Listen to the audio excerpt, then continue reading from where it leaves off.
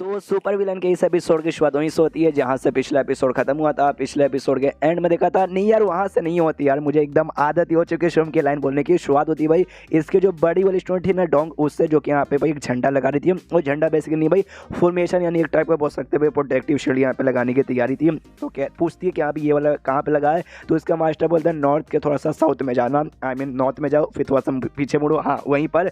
तो वो भी लगाती है। सामने से ये भी देखते हैं यहाँ पे फॉर्मेशन का सारा झंडा यहाँ पे लग चुका है, लेकिन फॉर्मेशन बनाने का भी स्पेशल टेक्निक रहता है भाई जिसके भाई प्रैक्टिस करने की जरूरत यहाँ पे पड़ती है। लेकिन हमारे मास्टर ने फॉर्मेशन के बारे में बिल्कुल भी पढ़ाई नहीं की, यानी फॉर्मेशन का एफ भी उनको यहाँ पे नहीं मालूम। तो सामने साइड डोंट नो भाई ये बना पाएंगे कि नहीं बना पाएंगे। यहाँ पे ये भी देखता है ओके तो हो चुका है। मेन होता है भाई फॉर्मेशन का, फॉर्मेशन आए उसका मेन सेंटर एरिया जहाँ भाई पूरा उसका पावर डिपेंड रहता है। तो सामने से भाई कौन सा आइटम है जिसको हम फॉर्मेशन आई की तरह यहाँ पे यूज़ कर सकते हैं। तो पीछे से यहाँ पे डोंग बोलती है भाई हाँ आपके पास कौन सा आइटम है, कोई हो सकता है लंबी सी पतली सी नोखीली सी जिसके अंदर किसी टाइप की यहाँ पे स्पीड है जो भाई पावर को ऑब्जॉर्व कर सके, जो फॉर्मेशन का पावर यहाँ पे बढ़ा सके। तो ये समझ जाता है कि भाई ये तो लगता है मेरी स्वॉर्ड के बारे में बातचीत कर रहा है जिसके अंदर भाई मैंने 2-3 एपिसोड पहले स्पीड डाली थी। अच्छा तो कहता ओके ठीक है तो मैं समझ चुका हूँ। तलवार ना बेसिकली ये खाली डिफेंस के लिए शील्ड वगैरह काम आने वाला है, और ऊपर से तलवार हमेशा भाई मेरी लड़ाई में काम आता है तो लगा सकता हूँ इसको। तो उसको लेके भाई है सा फॉर्मेशन यहाँ पे, मतलब है सा फॉर्मेशन है लगा देता है। देखता है कि यहाँ भी मैंने कभी ट्राई तो ऐसा नहीं मारा फॉर्मेशन बनाने का, पहली बार कर रहा हूँ भाई प्रोटेक्शन के लिए यहाँ पे इंपॉर्टेंट है तो लगा रहा हूँ भाई, हो जाए तो बढ़िया है। लगा यहाँ पे देता है अच्छे से यहाँ पे एक्टिवेट हो जाता है। और यहाँ पे कंफर्म तो नहीं है लेकिन भाई ज़्यादा का चांसेस है कि यहाँ पे सक्सेसफुली पूरा फॉर्मेशन तैयार हो चुका है। तो पोस्टर भी हो चुका है ना, पीछे से डोंग बोलती है हाँ देखने से लग तो रहा है कि यहाँ पे हो ही चुका रहेगा। सामने सो भी कहता ओके ठीक है जब हो चुका है तो भाई मैं तो यहाँ से जा रहा हूँ, तुम सबको भाई यहीं पे रहना पड़ेगा, यहीं पे बोले तो यहीं पे, और बिना मेरी परमिशन का तुम में से कोई भी बाहर जा नहीं सकता। तो लोग भी कहते हैं मास्टर भाई ये कहाँ नहीं आए भाई, आए तो पूरा का पूरा दोगलापन है। सामने सो कहता भाई क्या दोगलापन, कोई दोगलापन वोगलापन यहाँ पे नहीं है। सामने से तुमने नोटिस नहीं किया हमारे सेट का जो मैंने यहाँ पे फॉर्मेशन है ना वो यहाँ पे एक्टिवेट हो चुका है।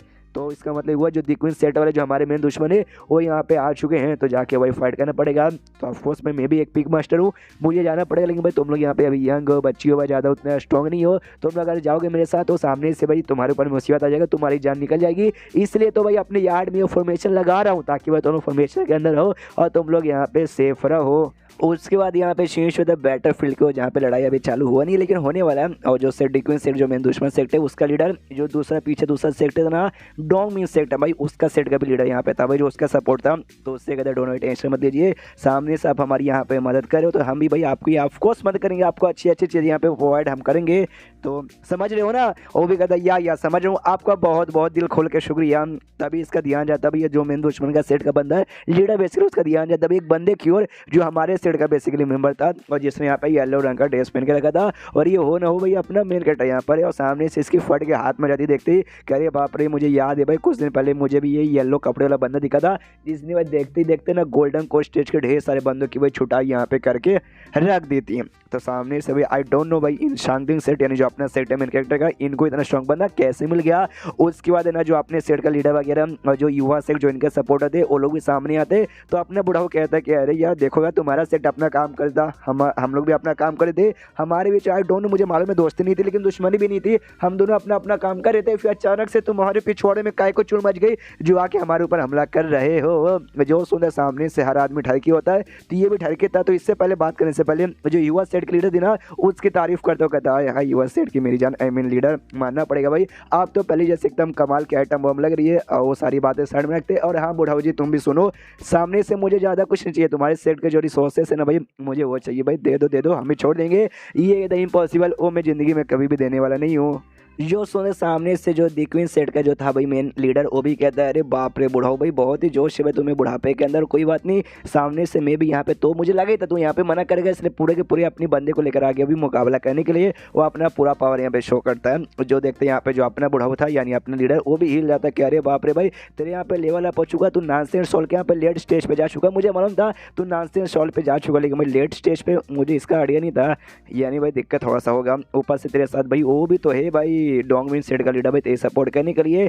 तो इससे कहता है भाई युवा सेट के लीडर से कि यार आप मदद करने के लिए हो तो भाई कुछ करो यार। सामने सो कहते यार टेंशन मत लो, डॉक्यूमेंट सेट हो रहा है उसका जो सपोर्टर सेट का लीडर ना उसके साथ मैं यहाँ पे मुकाबला कर लूँगी, लेकिन आप जब अपने मेन दोस्तों के साथ मुकाबला करोगे ना तब मैं आपकी आप शायद मदद नहीं कर सकती हूँ, तो उसके लिए आई एम सॉरी। जो सुन देगी थी चलेगा चलेगा चलेगा, आप खाली दूसरे वाले के साथ यहाँ पे मुकाबला करके संभाल के रखो, बाकी तो फिर मैं देख लूँगा। तो ये साइड भी सेम कैसी कांड होता है भाई, दूसरा जो डोंगमिन सेट का लीडर आता है और कहता है कि डेवन भाई टेंशन मतलब युवा सेट की फीमेल लीडर है ना, जाके उसके साथ मुकाबला करूँगा, आप वो बुढ़ाओ को संभाल लो भाई। बुढ़ाओ में गारंटी के साथ बोल सकता हूँ भाई वो बुढ़ाओ आपके सामने बिल्कुल भी टिक नहीं पाएगा। उसका जो युवा सेट की लीडर थी आती है डोंगमिन सेट के लीडर के साथ और कहते कि हाँ भाई सामने से नानसे शॉर्ट स्टेज का तो बंदे ना, मैं भी उसी स्टेज के यहाँ पे बंदी हूँ और तेरा जो सेट के यहाँ पे स्पेशल साफ वाला टेक्निक था भाई, मुझे उसके साथ यहाँ पे फाइट करने का लंबे समय से मन था, तो दिखा भी तेरी पूरी पावर। तो वो भी सामने से कहता या युवा सेट की लीडर भाई मुझे भी आपके साथ यहाँ पे लंबे समय से मुकाबला करने का मन था, तो आओ भाई मुकाबला करते हैं। तो उसने अपना साफ वाला टेक्निक यूज किया था, तो दोनों के पीछे यहाँ पे फाइट चालू हो जाती है। तो सामने से वाला यहाँ पे सांप वाला अपना भेजता है, तो ये भी यहाँ पे मुक्का मार के सांप को खत्म कर देती है।